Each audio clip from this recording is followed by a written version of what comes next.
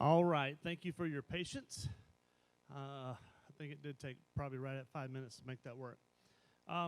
Tonight, we are going to be covering the 5th and 6th century, but primarily we're going to spend the bulk of the time focusing on one particular issue in the 5th century.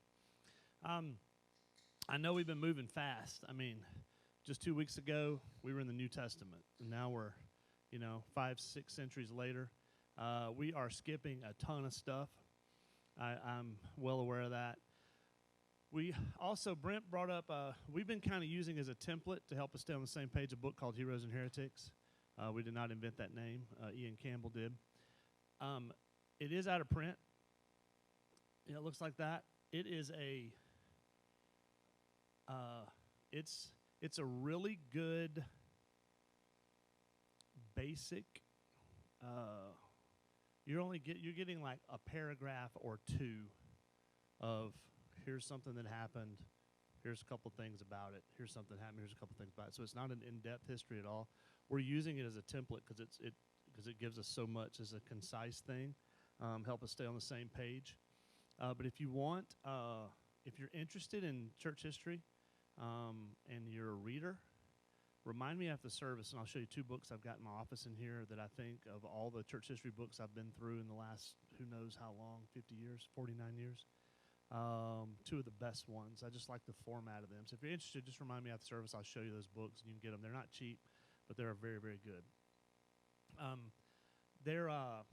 So tonight we're going to talk about 5 significant events. There's probably about 8 significant events that happened in these 2 centuries, but we're just going to talk about 5 of them. And I'm going to briefly work through all 5, and then we're going to spend, when I say briefly, like 10 minutes. And then we're going to spend the bulk of the time focused on one particular debate. And so here's the 5 events. I decided just to, on these slides, here they are, boom. There's your 5 events, note takers. I didn't get fancy, like let's do one at a time and have them pop up and wave into the screen. No, here they are. Pelagius versus Augustine. Pelagius condemned as a heretic. We're going to cover that at the end, so skip it for now. The Council of Ephesus and the Council of Chalcedon, 20 years apart. Let's talk about those. These are similar to the Council of Nicaea that Brent talked about last week that dealt with, y'all remember what the Council of Nicaea dealt with? Anybody remember? Deity of Christ. What about the deity of Christ?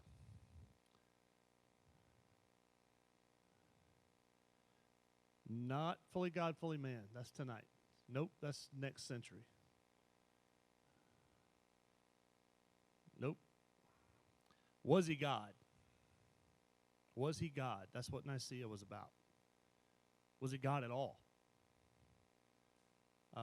That's Nicaea. All right, Ephesus expanded on the concept. All right, now that it's been finalized that he's God, what does that mean? So now we're dealing with the 2 natures. We're dealing with, is he fully God and fully man? Is he part man, all God, part God, all man? How does this work? So it expands on this issue of the person of Christ. And so last week, if you remember, there was a famous line that Arius said, and this was what got him in trouble. Arius said, did I put this in my notes? I did. Here's what he said. There was a time when he was not. All right? That being Jesus. That's what got him in trouble. Okay? And then the council came back and said, homoousios. And Arius said, nope, he's not the same substance as the Father. I do not believe he's the same substance as the Father. Santa Claus punches him in the face. He leaves and goes back to where he came from. That's what happened last week. Okay? And so then Ephesus, is he God or is he man? How does that work? All right? That was the thing. So there was a group called the Monarchians. They denied his full deity. There were the Gnostics, which we talked about week 1, that denied his full humanity. And now this debate, this particular debate is not as clear-cut as some of the others, because it wasn't as if these guys were, well, no heretic is ever trying to be a heretic, but these guys are trying to work out some complicated theology. All right? And so you have these parties attempting to maintain a biblical view, and in doing so, they're emphasizing some things about the person of Christ. And the issue that you're going to run into is that all of these things related to the person of Christ have a direct effect on the nature of the atonement, okay? And that's why they were so important. I mean, they're important for multiple reasons, but they have a direct effect on the nature of the atonement. Because there was the Alexandrian school taught that there was no real distinction between Christ's deity and his humanity. They were all just kind of one thing, and that they were allegorical. These biblical distinctions were actually allegorical distinctions. They just used this language of deity and humanity to help us peon humans understand deep theology. Okay, that was basically the Alexandrian schools. Hey, hey, maybe there's allegory in the Bible. And then they're wrong, by the way. I said maybe, but they're wrong. All right, so then the Apollinarians said, no, that can't be right. Well, here's what actually happened. Because Christ was God, and mankind is made of body and soul, what happened was when Christ became man, the Logos, the Word part of Christ, took over the part that would normally be the human soul, which allowed Christ to be technically both human and God. And that's wrong, and I'll tell you why in a minute. Then the famous group that really, the ones that drove this to end up drove this to make a council in Ephesus, was a guy named Nestorius. And the Nestorians were the first group, just FYI, to bring Mary into the conversation. They basically said, oh, did I put this? I think I did. No distinction between the two. Nestorians said, Christa. I need to look at my notes. Mother of Christ. All right? And by Mother of Christ, here's why they said it's important. It's the first place we begin to see Mary elevated. It's like the baby version of that. And the reason this mattered was Nestorius said that Christ was born of Mary, and that the Logos attached to a human, and so therefore Christ is human, but he's not fully human.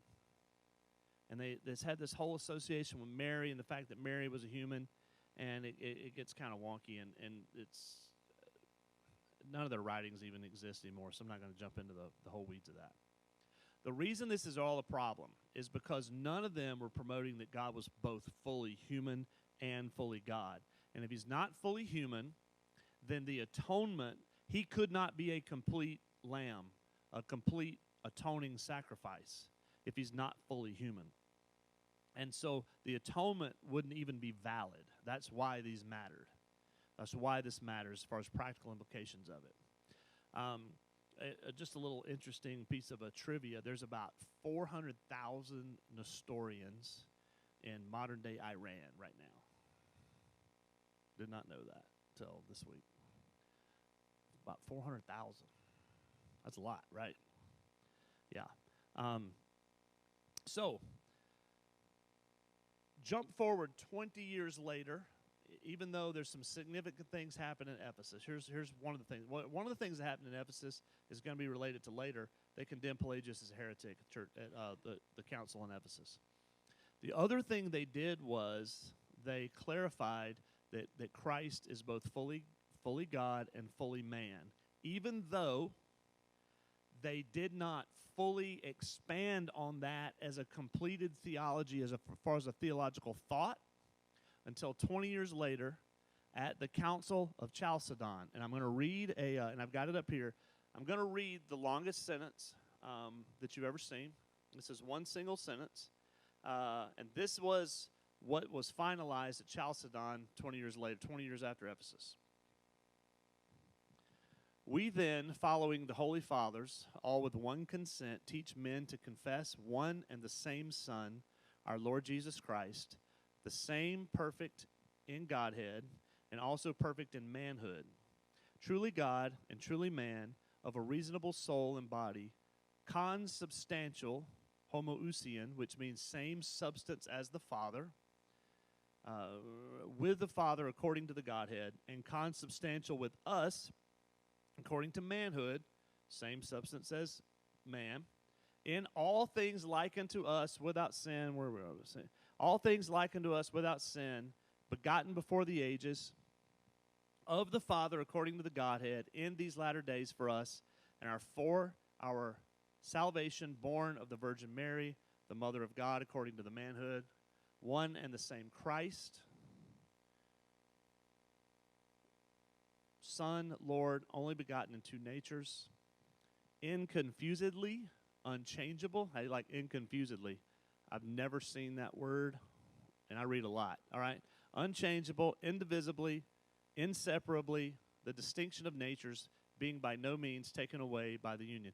You ever seen, Laura, you ever seen, well, if you haven't seen it, all right, taken away by the union, but rather the property of each nature being preserved and concurring in one person, prosopon, and one substance, hypostasis, not parted or divided into two persons, but one, and the same Son, only begotten God, the Word, Lord Jesus Christ. Okay, that's a lot of words, all right? And that's not even the whole sentence. There's a ... at the end of that. So I wanted to find a way to explain hypostatic union to where y'all would understand it. And about 6 months ago, I heard the best explanation of hypostatic union I've ever heard in my life. Yeah, and so Brent, go ahead, come on now. And here it is right here.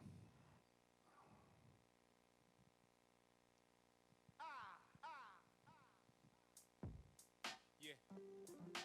The other day, this guy was like, yo, man, what's good with all that theology? Give us something practical. And I was like, word? Okay, check this out. I know it's deeper when you peep, you find the sense. Yeah. Jesus, both God and man, 200%. Yeah, fully divine, fully human. Introducing the hypostatic union. The hypostatic union. I know it's deeper when you peep, you find the sense. Yeah. Jesus, both God and man, 200%. Yeah, fully divine, fully human. Introducing the hypostatic union. Yeah. A topic of discussion is beyond human comprehension. The infinite God has made a super condescension. The kind of vengeance nobody could have anticipated. Precipitated by the evil we participated in. Through Adam and Eve, our first kin. Cursed when they committed the first sin. Only if you have the Holy Spirit's antennas can you truly understand fallen man's dilemma. Yeah. See, only a human can substitute for human lives. But only God can take the wrath of God and survive. Yeah. See the humanly unsolvable obstacle? With God, all is plausible. Nothing's impossible. True haters are fighting, but the story is certain. Yeah. Two natures united in one glorious person. Jesus, the God-man, official soul reaper. The hypostatic union, it gets no deeper. I know it's deeper when you peep, you find the sense. Yeah. Jesus, both God and man, 200%. Yeah, fully divine, fully human. Introducing the hypostatic union. The hypostatic union. I know it's deeper when you peep, you find the sense. Yeah. Jesus, both God and man, 200%. Yeah, fully divine, fully human. Introducing the hypostatic union. Yeah. The Son of God, 100% divinity. Yeah. Self-existent second person of the Trinity. Magisterial, imperial at the helm. Infinitely transcending this material realm. Yeah. He's so original, getting to know him is pivotal. Behold the invincible, prototypical, holy principle. Yeah. Possessor of all divine attributes. The omnis, wisdom, grace, beauty, love, wrath, and truth. He's the one that all creation was made through. Yeah. And by him, the earth's foundation was laid too. Yeah. As the angels, they saw it on pay-per-view. Created Satan too. Matter of fact, he created you. True. And nothing can escape Jesus' sovereign rule. From the farthest galaxy to the smallest molecule. So who deserves to gain fame? Who? By the word of of its power, the universe is maintained. In other words, put the cosmos back on the shelf. Without Christ, reality would collapse on itself. Yeah, Jesus, the marvelous author of all consciousness, beyond what the sharpest biologist acknowledges. He needs no archaeologist, a smart apologist. He sees our hearts, omnipresent cardiologist, master of logic, macrocosmic novelist. Following any other god is just preposterous. Yeah, Selah. Let's just let that sink in for a second. Think about that. Yeah, I know it's deep, but when you peep, you find the sense. Yeah, Jesus, both God and man, 200%. Yeah, fully divine, fully human. Introducing the hypostatic union. The hypostatic union. I know it's deep, but when you peep, you find the sense. Yeah, Jesus, both God and man, 200%. Yeah, fully divine, fully human. Introducing the hypostatic union. Yeah. The Son of Man, 100% humanity. Yeah. The mind stretches to understand how can it be. You gotta see what he does, becoming what he was, and while never ceasing to be what he was. Is your mind flipping? That got you tripping, me too. But the scripture is true. P. Philippians 2. By faith we believe this amazing Jesus, who made Uranus and Venus, became a fetus. It's such a secret that few, if anybody, knew it. Months later, he's covered in amniotic fluid. The subject of the Gospels, praise of apostles, armed with eye sockets, armpits, and nostrils. Who is this Jesus? God clothed in human weakness, super sweetness and peace for the true believers. See the one who never tires, knocked out sleeping. See the source of eternal joy weeping. Which one can explain how the sun abundant with fame, who made thunder and rain, now has hunger pains? See the creator of water become thirsty on the cross when he saved from the slaughter the unworthy. My awe should be sky high, and I ought to just cry wide with water in my eyes when the author of life dies. Raised on the third, God-man, soul seeker, the hypostatic union, it gets no deeper. I know it's deeper when you peep, you find the sense. Yeah, Jesus, both God and man, 200%. Yeah, fully divine, fully human. Introducing the hypostatic union. The hypostatic union. I know it's deeper when you peep, you find the sense. Yeah. What's that? It's on a. I'm not a huge rap guy. I mean, rap's fine. I don't. Nothing wrong with it. It's not a big fan. But Shylin, he has an album called Lyrical Theology, and he basically takes different theological concepts and raps about them. And this was the Shylin. He has two. I think there's 2 volumes of it. It's called Lyrical Theology. And honestly, seriously, there's some stuff in there that is incredibly deep and concise. I was blown away. Somebody sent me that song about 6 months ago and said, dude, you need to listen to this. And I was like, it started, and I was like, what? What am I listening to? And as I listened to it, I listened to it 5 or 6 more times. I was like, God, I had to break out the lyrics and like read them along. And I was like, man, this is really crazy. I mean, what they've covered. So anyway, y'all understand now what the argument was about? All right? Was Jesus God and man 200%? Yes, he was, and that it matters. For the atonement, it matters. And that's really, that they pull that out in that song. So I know it was a lot to take in. You may have to go back and listen to it a few times. All right. So another big thing that happened, all right? The fall of Rome in the West. Huge matters to us. You know why it matters to us? Because America would not exist if Rome had not fallen in the West. The reason for that is when Rome fell in the West, guess who took over? The Germans and the French and the English, the Saxons, the Dutch, that whole, Anglo-Saxon, Western Europe area. And so along with that came the Dark Ages, which turned not too long ago into the Middle Ages. If you know anything about church history, a lot of stuff happens in the Middle Ages related to church history. That's all I'm going to say about that. You can look up more. All right, here's a huge one. Gregory the Great becomes Pope. If you want to know when the Catholic Church started becoming the Catholic Church, it was Gregory the Great. If you want to know when the Catholic Church started becoming wealthy, political powerhouse that dominated the world for the next 1,000 years till the Reformation, Gregory the Great. Catholics became Catholics under Gregory. What we know of as Catholics today under Gregory. The doctrine of purgatory, prayer for the saints, adoration of Mary, confession to a priest, priest celibacy, all began under Gregory. Even if they weren't fully in the form we know them of today, they all started with Gregory. Gregorian chant, Gregory.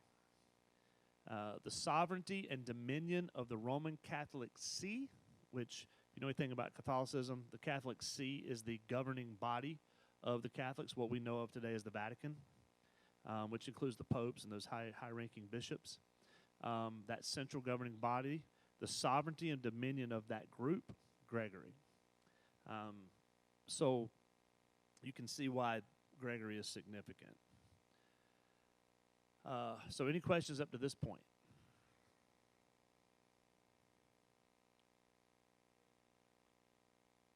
Gregory is 6th century, so yes.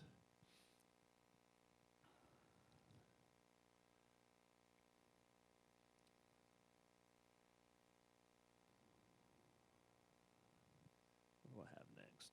Yeah, I'm not going to do that. All right. Gregorian chant.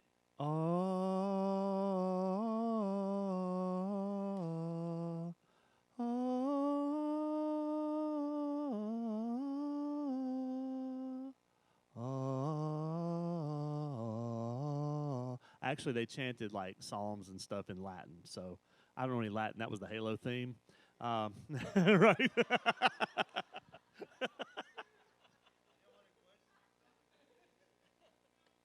Yeah, exactly. I can sing in Latin. What can I sing in Latin?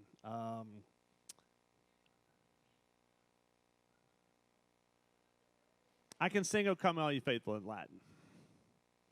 For real, I can. No, I can. I can though. I can. I don't know. I could probably figure it out. I can make something up. I can sing it. I can sing. It's a Deste Fidelis, and I can sing it in Latin. Yeah, I can. It's one of the few things I remember from like college choir that was in Latin. We had to sing something in Latin every year. You ever do any Latin? German? German's like the one song I can't. Like we did a bunch of German songs in college too. I don't remember any German stuff, but just that one song. All right. Anyway, so let me set up our story. This is where we're going to spend the rest of our time. How much time we got? Good. We're good. Pelagius and Augustine. This is one of the most significant events in church history. You're going to hear me say that multiple times because I need you to remember it. Pelagius is well known at the time. He's well loved. He's well educated. He was educated by Christian scholars. He grew up being trained by Christian scholars. He was fluent in Latin and Greek. He was very popular, not just because of his winning personality. He was popular because he practiced what he preached. He was a super nice guy. He was a huge believer in personal holiness and helping the poor. He was a key proponent in some of the discussions about the doctrine of the hypostatic union that happened in Ephesus. And he was a tremendous vocal evangelist for Christ. Pelagius was serious about his piety. In fact, it was kind of his thing. All right, his zeal was played out in the monastic lifestyle that he lived. He was a devout monk. His passion was to bring about moral reform in the world at the time, and but his motivation was off. Let's put it that way. Augustine was born in North Africa, and despite all the medieval paintings that portray him as a white man, he himself said he was a very dark man. I don't know why in the medieval times there are paintings of him that predate medieval that had him painted as a very dark man. He was from a group of people that were known as the Berbers from North Africa. He lived, by his own admission, in his younger days, a very sexually promiscuous lifestyle. According to him, very. Some speculation based on some of his writings that it might have even been some bisexual relationships. He also delved into astrology and fortune telling, which he later called witchcraft and demonic. By 367, Augustine, because of his training in rhetoric, which was the ability to speak well, which they literally trained people in. It was a very, very well sought out occupation at the time. He became well known as a public speaker. His influence in Carthage was growing, and he began to become a teacher of rhetoric. And he wasn't known for his winning personality. He was known for his ability to argue. And so, and that was a skill. I mean, you got paid. They literally paid people to make speeches and make arguments on their behalf and different things like that. He actually took issue with the Bible in his younger days because, according to him, when he read the Bible, all he saw was crass, inferior writing. That's his opinion. He began to be influenced by a guy named Cicero. Later, he spent time with a group of heretics called the Manicheans, and they were kind of like Gnostic monks, kind of. They had this thing about secret knowledge and holy living that was tied to the secret knowledge and some stuff like that, but it wasn't actually like old school Gnosticism. It was kind of its own thing. But his attachment to Cicero and then the Manicheans was tied to a lifelong, I say lifelong, we'll say late teens into his late 20s, desire to find a life system that would give him this freedom and peace to live righteous. And so he began to seek that through different types of things, astrology, Cicero, Manicheans, all this. While reading the writings of the Apostle Paul in the book of Romans, a friend showed up to visit him, and he had Romans open, and the friend sees that he's reading Romans, and he begins to tell his story to Augustine. His friend's name was Pontius. I think Pontius, yeah. And so he begins to share his own story, and then he begins to share a story about Anthony of Egypt and how Anthony was a famous hermit who had decided to forego any kind of wealth or anything and give whatever he had away to the poor and for Christ and all this stuff. And so he shares with this to Augustine, and then Augustine says, I'm going to read this quote. He said, "Then suddenly being overwhelmed with holy love and a sober sense of shame, in anger with himself, he cast his eyes upon his friend, exclaiming, 'Tell me, I entreat you, what end we are striving for by all these labors of ours? What is our aim? What is our motive in doing service? Can our hopes in court rise higher than the ministers of the emperor?'" Basically saying, what's the point in all this stuff we're doing? Why are we living? Why are we doing this service? Why we live the way we live? What's the point of life? What's the meaning of life? That was his question to his friend. And Augustine goes on later to say it was at that moment when he questioned this friend, he had this, there was a children's game that they had grown up playing, that he would have in his mind. He said, recurring in his mind was the words tole lege, which means pick up and read, which was part of a children's game they had played. So he turns to Romans 13 and he reads these words. "Let us walk properly, as in the daytime, not in orgies and drunkenness, not in sexual immorality and sensuality, not in quarreling and jealousy, but put on the Lord Jesus Christ and make no provision for the flesh to gratify its desires." And he cried out to God and said, "Why did you write those words to me?" And his friend had to say, "Well, no, that was Paul writing to the Romans back, and there's, you've heard those stories. Ever been sitting in church and hear a pastor say something and say, I didn't tell him that, right? I've been accused by people of saying, I can't believe you talked about my stuff while you were preaching today. And I'm like, I don't even know what are you talking about? What are you talking about? I didn't even say what you said I said. You might want to go talk to the Spirit of God about that. Anyway, all right. So that was his experience, okay? So he becomes converted at that moment. And so the debate between Augustine and Pelagius, now that you have the backstory. And the backstory is important because these were two very unique guys. They'll help explain kind of how things went down the way they went. So this is the debate. It began when Pelagius read Augustine's writings, particularly Augustine's early version. He rewrote his confessions multiple times in his life, but he read one of Augustine's confessions, the early version, the earliest version.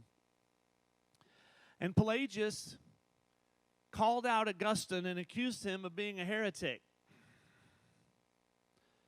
So Pelagius says, Augustine, that's heresy you're writing. You can't say what you're saying. At this point, Pelagianism has become popular because at its core, the debate was driven by, is man able not to sin or not able to sin? So it centers around the doctrine of man. So we've shifted the conversation from the deity of Christ, the doctrine of the person of Christ, now to the doctrine of man. Is man able not to sin or not able not to sin? So Pelagius said that man was born like Adam in the garden with the ability not to sin. That when man sinned, it was totally man's choice, and if there was anything else other than man's choice, then God could not claim that man was responsible for his sin and therefore deserving of punishment. He believed that if you practiced asceticism, which for him meant living like a monk, you could achieve personal holiness and therefore a sinless life, since you were born with the ability not to sin. Augustine, these guys love Latin phrases. I'm going to tell you why they love Latin phrases, because they could say in 2 words in Latin what it takes us 12 paragraphs to say in English. All right? This is what he said. He said, passe peccare, which means prior to the fall of man, has the ability to sin. Then, or passe non peccare, prior to the fall, man has the ability not to sin. But after the fall, non passe, non peccare, man is not able not to sin. Those are famous theological Latin terms. Non passe, non peccare. Man is not able not to sin. And so the accusation against Augustine, you have to remember, Augustine is the one being accused of heresy here. Pelagianism is the popular thought here, or not the popular thought, is gaining popularity, especially in Carthage, which is where Pelagius lived. So the accusation comes against Augustine, and this was it, that Augustine's theology of grace was cheap, which is so funny to me looking back on this, that Augustine was accused of cheap grace. He was causing man to continue in sin, because if grace was all that was needed to become holy before God, then man would continue to sin. He would have no reason not to, because if it's grace, it's all grace. So, hey, I'm saved. God gave me grace, so I can just keep living like I want to live. I mean, we've still had those conversations now. So Pelagius began to teach a very strict, rigid moralism, which is just, this legalism, emphasizing the natural, innate human ability to achieve salvation. So if man's born with the ability to not sin, and he can live in such a way to continue in his ability to not sin, then he has therefore lived a perfect life, which would be the same thing they were saying about Jesus. And so he could gain righteousness with God through his own human ability. So Augustine said, no, let me write some stuff. So there's some back and forth. Pelagius and Augustine are writing. I mean, this goes on. I mean, we're knocking this stuff out in a few minutes, but this goes on for decades, right? So Augustine defended his belief in the total depravity of the nature of man. Man is born with a sin nature inherited from Adam. Not that he's going to be as bad as he can be or commit as much sin as he can commit, but rather man is not able not to sin. Therefore, grace is the only option man has to find righteousness with God. This is a very important debate. It's going to come back up 1,000 years later in the Reformation, when form of this, semi-Pelagianism, pops up between basically John Calvin and Joseph Arminius, which we'll talk about when we get there. Very important debate. So let's look at some of the details. All right. So Pelagius and Augustine, they're these two huge figures. They're debating the nature of humanity between the fall of Adam and Eve, the nature of grace, how man exercises faith. This is all that's part of this. I mean, we're literally talking about the heart of the gospel here.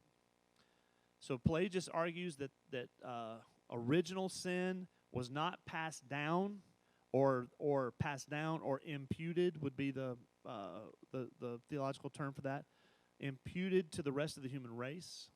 That basically this, Adam and Eve were just a really bad example that was followed by all their offspring. And because of this belief, Pelagius and believed that grace simply helped humans live holy by illuminating things to them. That's what the grace of God did. It illuminated what they needed to do in order to live a perfect life. Augustine said, the sin of Adam affected the will of every human being, rendering Adam incapable of following God's commands. God's not simply just illuminating or instructive in grace. He liberates the will of man. That the will of man is bound up in sin, and that what grace does is liberate the will of man to live and obey God. Without grace, man will not obey God because he doesn't have the ability to obey God. So he's not going to. So basically, it was a rejection of original sin. What time is it? We're good. So let's start with this. Original sin, the belief that Adam's guilt and corruption is inherited, transmitted by to all mankind. And that guilt part is significant. Pelagius rejected original sin out of hand. He said, no, you're just wrong. You're a heretic, Augustine. Well, we know Augustine turned out to be right, all right? Because this council pops up in 431, and Pelagius and Augustine's debate pops up in 431, and he's deemed a heretic. So Pelagius, basically, this would be the way to word it. According to Pelagius, man's will is not inclined towards sin, nor is it controlled by sin, as if man's inclinations had been polluted by Adam. Man's will is not enslaved to a depraved Adamic nature, as if he's incapable of doing works that merit righteousness. And that's the key. Is man capable of doing works that merit righteousness? Not can man do good things. Man can go build a hospital. Hospitals are good things, right? Well, can we agree on that? So it's not saying man does no good. When it says man does no good, that's not in reference to comparing us to humanity. That's saying man does no good is he's not earning merit, righteous merit with God. So that's the debate. Not is everything man does wicked. That's not the debate. The debate is man capable of doing works that merit righteousness, which would be, let's say, earning credits with God. And so Pelagius was outraged. He read, this was the single sentence that flipped out Pelagius with Augustine. Give what you command what you will, or basically, give me the grace to do what you command, and command what you will. That was Augustine's prayer. And when Pelagius read that, he literally just lost his mind. He started writing fast as his quill could write on that parchment. He put it on a pony, started sending out all his friends. He said, y'all got to read this heretic. The prayer implies that man's inability and dependence on God is necessary. Man has a great need for God's grace to do the very good that God commands us to do. We'll only do that through the grace of God. And when Pelagius read those words, he understood that what Augustine was arguing was that humans are incapable of obeying God's commands unless God grants them the ability to do so through grace. And Pelagius said, heresy. He's a heretic. For if God gives a command, how in the world would God not give you the ability to do the command? It's logical. I mean, that sounds logical, right? That was his argument. So this is basically a conversation about two things: man's nature and the nature of grace. Really, it's about the necessity of grace. If man's will is as free as Pelagius thinks, then divine grace is unnecessary. Right? Why do we need divine grace if we have the ability within ourselves to not sin? Now, I don't know if any of y'all have been around children before. Have you ever seen a kid that didn't want to sin? I haven't. And I got 3 of them at home. And I was one. And I've seen a bunch of y'all's kids.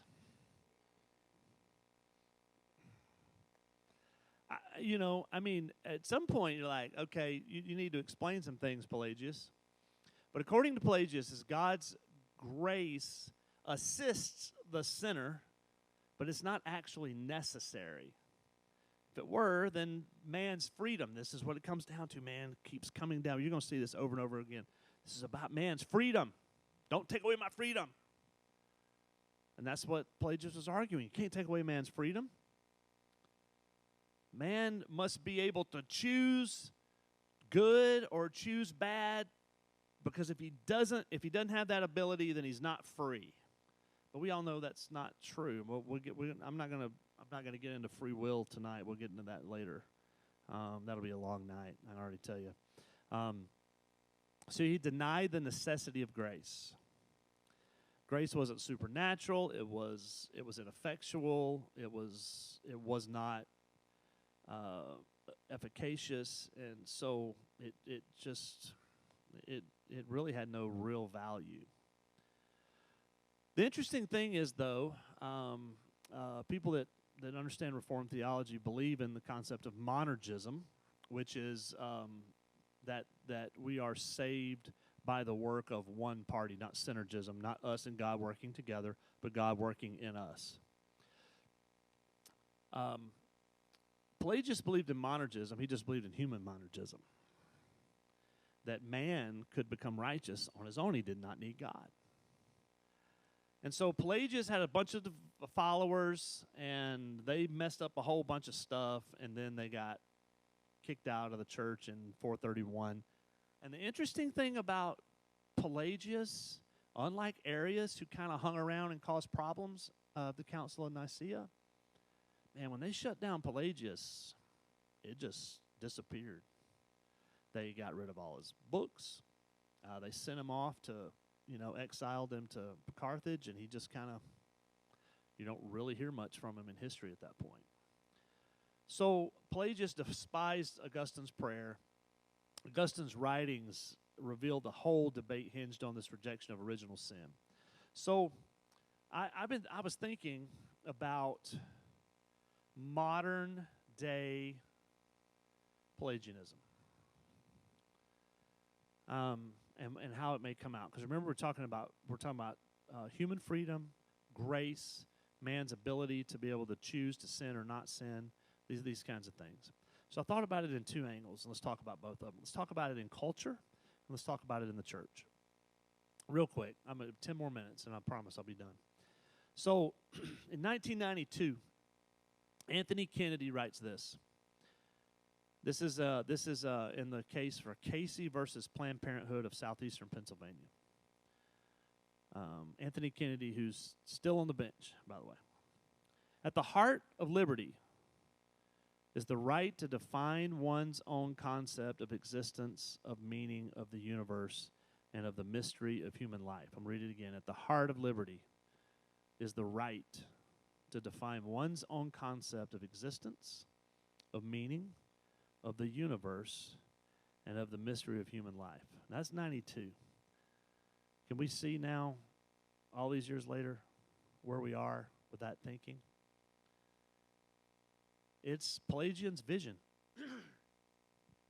Liberty, according to this, is the right to choose your own meaning, define your own values, emancipate yourself from God by creating your own self. So freedom says that I can emancipate myself not just from God, but from society, from family, from tradition, from gender, from sexuality, and it just keeps going and keeps going and keeps going. Because what are we back to? What heresy are we back to? Week 1, we're back to Gnosticism. I still think Gnosticism just must be the devil's heresy because it's the one that's always going to keep coming back up. It's going to keep coming back up constantly, every century. So Pelagius himself, interestingly enough, was very popular among a certain crowd. Can anybody guess what crowd he would have been popular under? That not necessarily Christians, not necessarily not Christians. Millennials. He was. Well, Catholics technically didn't exist as Catholics yet. It was the rich. It was the rich elites. You know why? These guys, these theologians had to have patrons.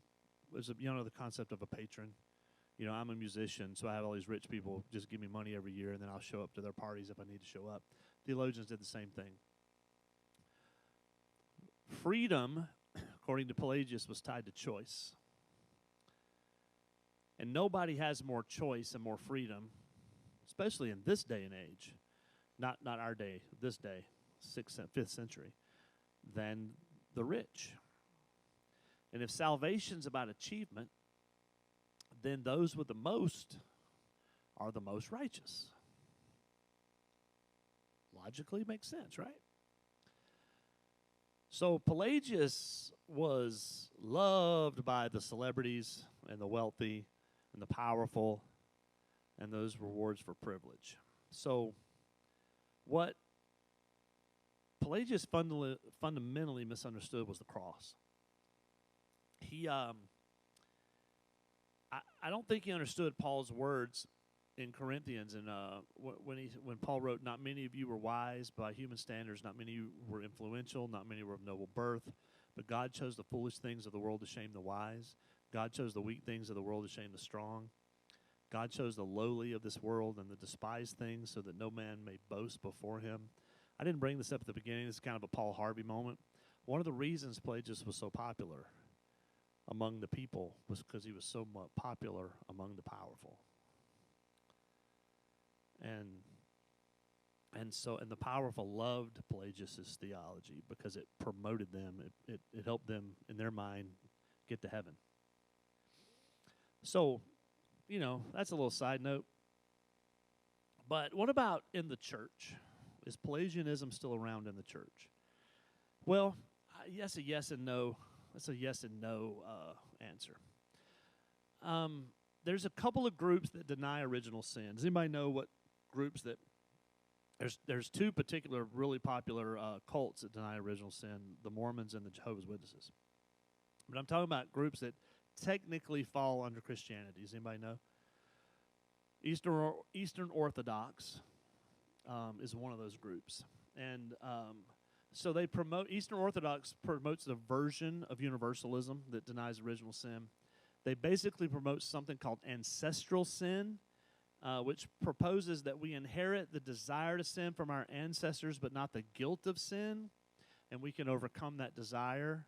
And even if we don't overcome that desire, the atonement is sufficient for the sins we may commit, so pretty much everybody's going to heaven. There's no imputed righteousness necessary for Christ to atone. So that's Eastern Orthodox. And then there's kind of a westernized version of Eastern Orthodox that's been gaining a lot more popularity over the last 20 years, and really in the last 2 or 3 years, I've been seeing it more and more and more. It's just popping up. And believe it or not, I'm starting to see it pop up more and more among the deconstruction crowd. So there's a guy named William Young. Y'all know who William Young is? That name strike you familiar? Don't say it if you know. Yeah, did you already say it? Did you already give it away? He runs in some circles with a guy named Eugene Peterson who passed away a few years ago. You know who Eugene Peterson is? You know that name? The Message. You ever heard The Message? That's Eugene Peterson. And a guy named Brad Jersak. Anybody heard of Brad Jersak? Probably not. If you have, you probably have a theology problem you need to go see a counselor about. Eugene Peterson did the message, and I have to admit, I read Eugene Peterson wrote a book in the early '80s that I read, I don't know, maybe 20 years ago, called "Long Obedience in the Same Direction," and that book has helped me in my ministry as much as any book about getting a long-term vision and sticking it out, even when things don't go like you want them to go. The grass is not greener. Things aren't going to be easier anywhere else. Long obedience in the same direction. If you want to have an impactful ministry, get somewhere and stick it out. That was the book, and it was super helpful. But Eugene Peterson denied original sin. He denied the doctrine of hell, and he is an admitted universalist. But I don't want to pick on Eugene too much. I want to pick on William Young. If I'm going to pick on anybody tonight, I'm going to say something, and I'm going to say it the way I intended to say it, that I thought I might change my mind on. But the shack is garbage wrapped up in sentimentality. All right? And I just want to be clear about that and make sure there's no gray areas or lines. You may have read the book and loved it. You may have watched the movie and thought Aunt Jemima, Holy Spirit, was the greatest thing you've ever seen. I did not.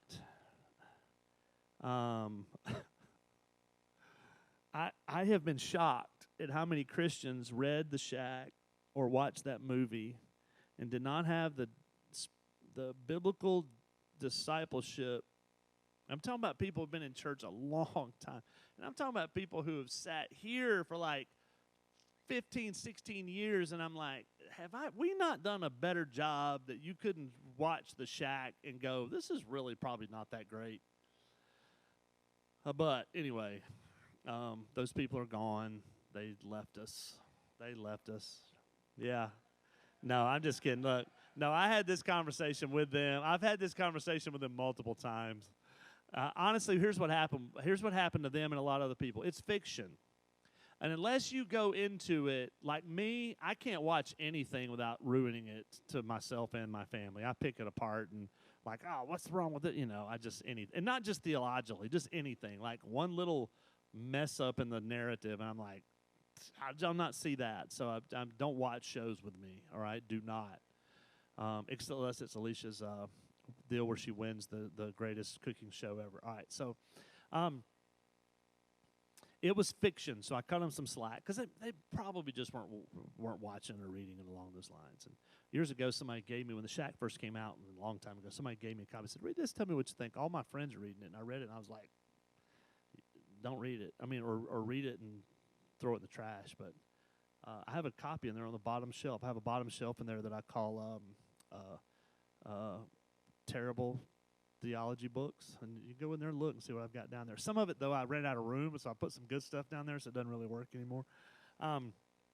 It was fiction, so it was hard to pinpoint. But thankfully, William Young wrote a book called Lies We Believe About God.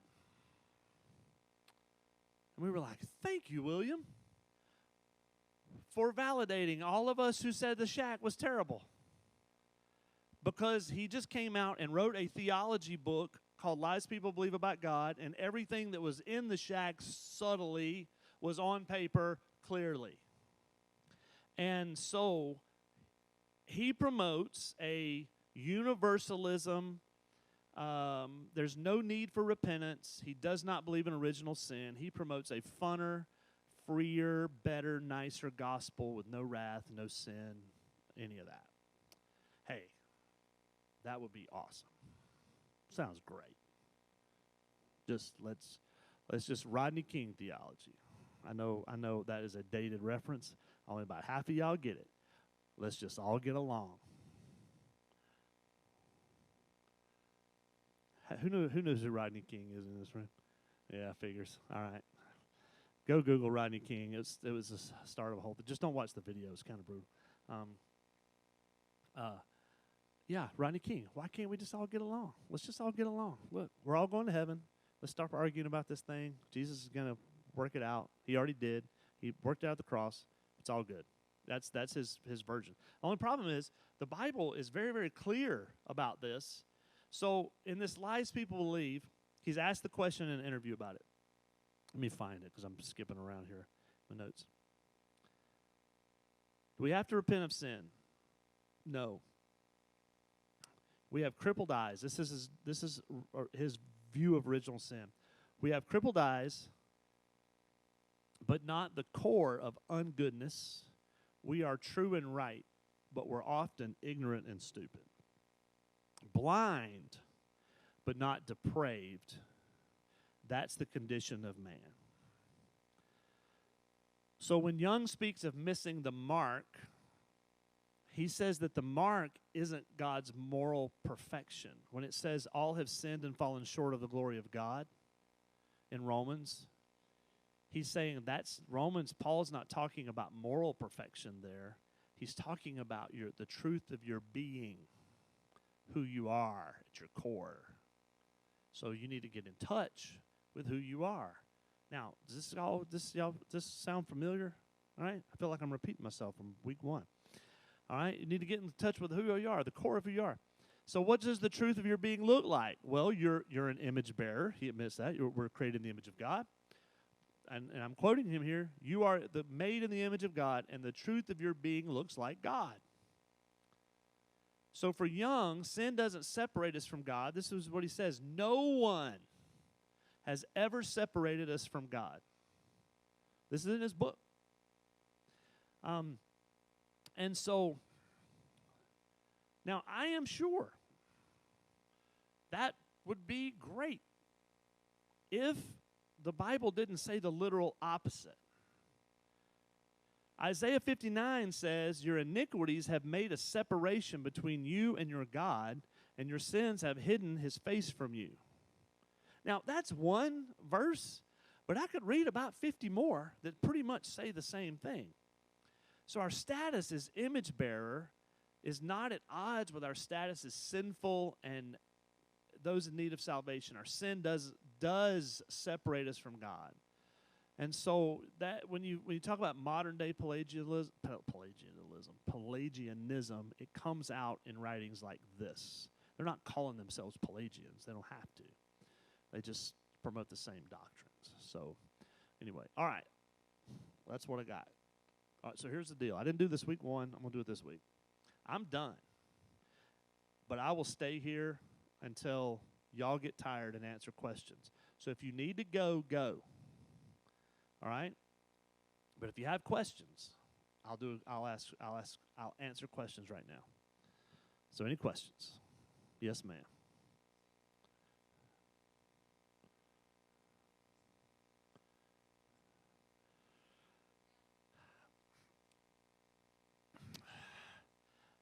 Yeah, let's go with yes. All right? It's not quite as simple as a yes or no answer, but for all practical intents and purposes, yes. But let's think it out loud for a minute. All right? So you've got no quick communication, no form of fast travel, any of this kind of stuff. You don't have paper. So even the Bibles had to be carried in wagons, that kind of stuff. These councils lasted for months. For one, it took a bunch of them weeks just to get to the council. So why would you show up? It's not like we can fly in, stay in a hotel a few days, and then email each other back and forth. You know what I mean? So you got to think of where we are. So geographically, it's a very large area. And so when we say the church, there was no centralized ecclesiastical Vatican-like thing. That didn't actually start happening until Gregory. But there was a common church in the sense of somehow these guys just within less than 2 centuries after the New Testament's completed, they've had enough discussions amongst themselves and among these churches in these gigantic regional areas to have developed what they call the canon of Scripture, which we didn't really talk about that'd been last week. So one church in the sense of Christian still trying to work out some theology. There weren't really denominations at this time. Denominationalism didn't really come into play till, honestly, around the Reformation, if you want to know the truth. So it's kind of a yes and no thing. There wasn't like a, this group is the guys who were saying what, they're inviting these guys are passing around all these letters, and we bring up a handful of guys. There's hundreds of these guys writing these. When you get to these councils, there's hundreds of guys there, and so they're passing this stuff around. Let's meet up. Let's have these conversations. And so in that sense, yeah, there's some unity there, but not in the way we think of it in our 2021 version of things. So yeah, that was that rambling enough answer for you? Yeah, I was trying to have to think that out loud a little bit. Anybody else? Yes, sir.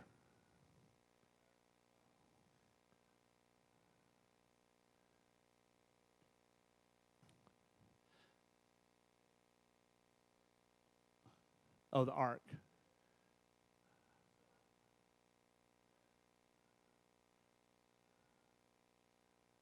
Uh-huh.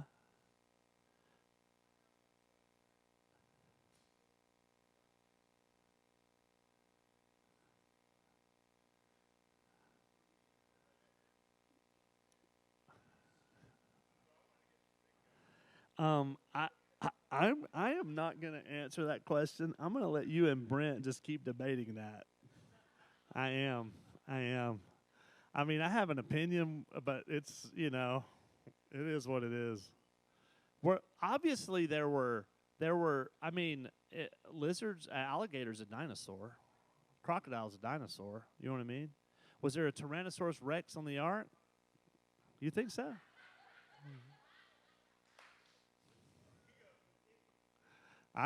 There you go. He has a stronger opinion than I have, so I'm going with what he said.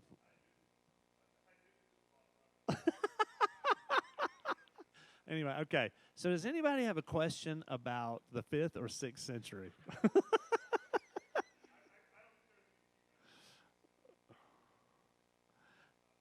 I mean, obviously when Job was written, Bob, when Job was written, there was whatever Leviathan was some form of a dinosaur. Was it a sea monster or whatever? I don't know. And that was what? Job was before the ark? Post. Yes, Job. So something was on the ark. I mean, it's going to be how you define dinosaurs. I just don't know. I can't give you a definitive answer because we really aren't told. I would literally be guessing. Well, some of them did, maybe, or maybe not. I don't know what he said. I'm rolling with Brent on this one. Go ahead, Emma.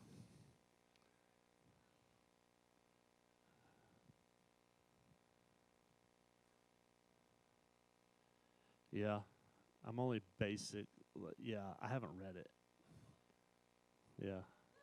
I saw it pop up on a Twitter feed and thought, I should probably read this, but I'll just add it to my list. William Lane Craig's Denial of the Historical Adam. So what I did was I read like a bullet point thing on, I don't know, maybe it was Gospel Coalition, I don't remember.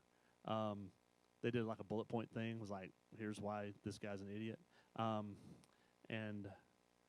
But I wasn't really paying that much attention. But ask your question and maybe I can answer it.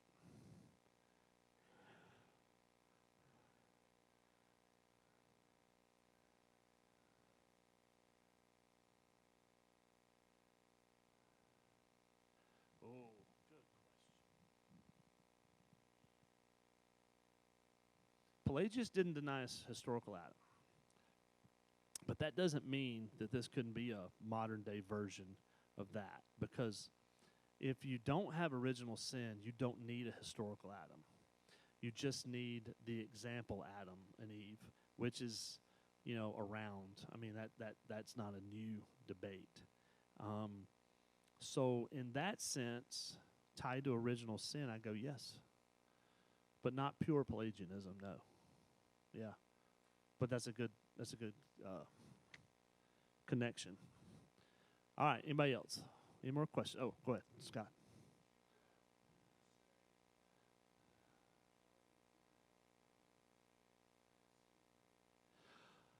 Oh, that's a good question. I don't want to get too much into it because we're about 3 or 4 weeks from the Reformation, and we're going to spend a little bit of time in there.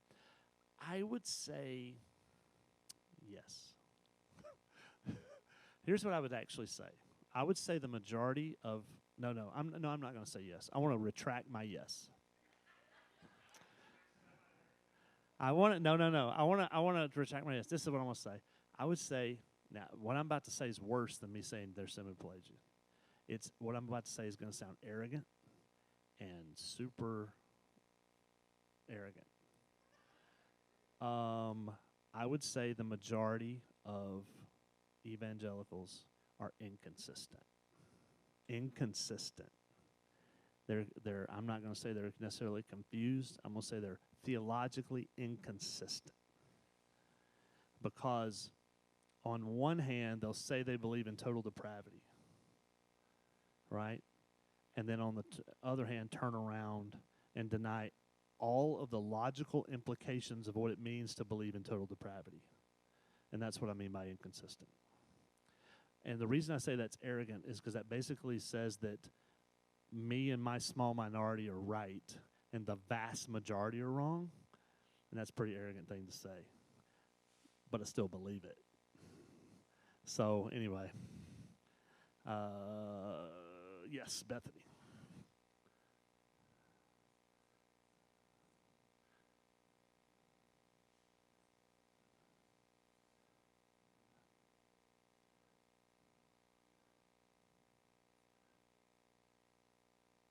Mm-hmm.